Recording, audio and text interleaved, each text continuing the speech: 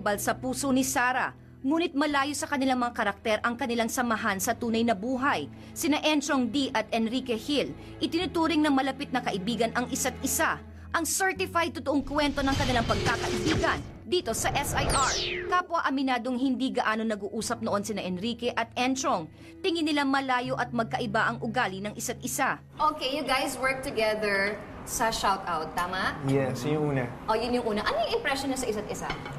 Nag-jive ba kayo kagad? Or Before Shoutout, may group kami, Jagger Boys. Okay. Asan na yung group na to? Sa ASAP lang yun. Okay. Pero sila, matagal na silang grupo. Ako, I just entered lately lang. Okay. Ako kasi ever since bata pa lang ako, medyo aloof ako sa mga taong mukhang foreigner. Hindi kasi pag competition, feeling ko, kapag mukhang foreigner yung kalaban ko, feeling ko talo na kagad ako. Feeling ko mas magaling lang sila, automatic sa akin. Ngayon hindi na. Okay. So, pero nung una, sabi ko sa kanya, naku, Inglesero, parang hindi ko siya makaka-jive kasi yung western mga humor niya. Tahimik lang kasi si Enchong nun eh. Pero si Enchong, nakita ko, nanonood lang, nakaupo lang agad. So, kanang talaga kayo nag-bond? Hindi... Oo, doon nag-start.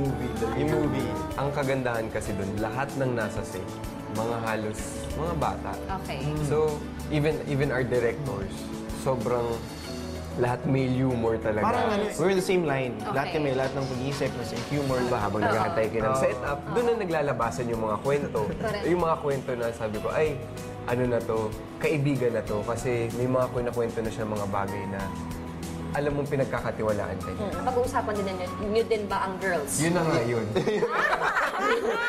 Sa ano naman, sa panliligaw naman sa mga girls, meron ba kayong, you have the same style? Hindi ata. Old soul kasi Old ako soul eh. to eh.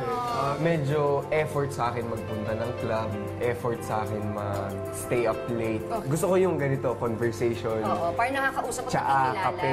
Mas outgoing, I wanna have fun. Di ba? Kung saan ko feel, parang, o saan niya feel, saan mo soul, so something different naman. Okay. Parang hindi yung typical. Mula sa pagkakaibigang nabuo sa kanilang pelikula, mas lumalim ito nang muling magkasama ang dalawa sa isang teleserye.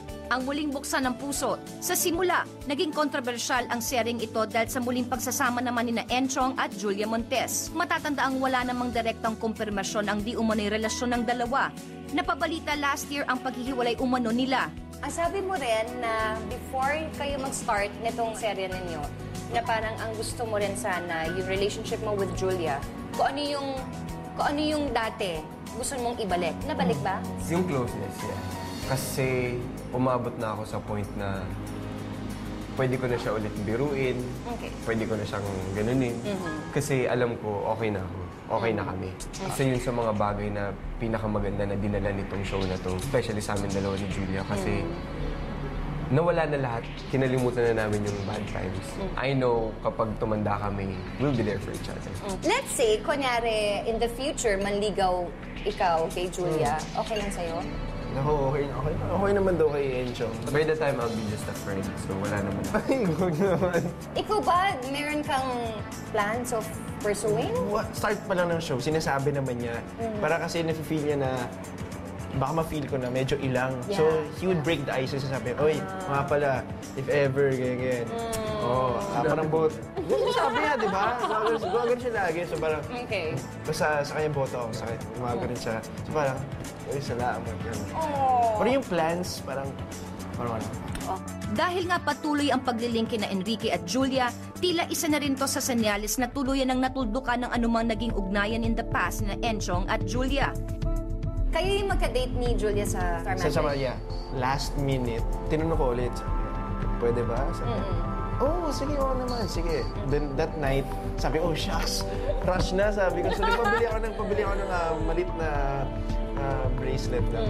So, yun, parang thank you. Pag bubuksan ng mga puso ninyo, kaninong pangalan ang nakaukit dyan sa heart ninyo?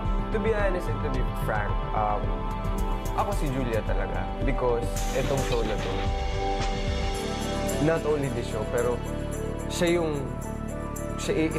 siya sa mga tao na binuksan namin ulit. Ako at saka siya, binuksan talaga namin yung puso namin. Because for someone to work together again and be okay, very, very okay, I think siya. Oh my God! Julia, I hope you're watching. Oh my God. Diba sabi mo si Julia, how can that be kung if it's her na walang nalis? yun, as friends. And I think, siya at ako, binigyan namin yung bawat isa ng pagkakataon na maayos lahat. I'm happy and I'm privileged na makatagpo someone like Julia na was very open to reconciliation and happiness. Sige, ikaw na dali. Nasa state kasi ako na wala pa. Parang hindi ako open masyado ngayon. Okay. For some reason, the first time na parang, wow, nag-stop muna ako Busog ka na? Apparently, naubos po na yung salad. Please invite our televiewers sa huling linggo ng Muling Buksan ng Puso. Kami pa pong pasabog at syempre, Sa pagsasara po ng aming kwento, mga kapamilya, iniimbitahan po namin kayo na sana panoorin at suportahan niyo pa rin ang Muling Buksan ng Puso sa huling linggo namin. Alright, thank you so much. Thank you. Thank you. Thank you.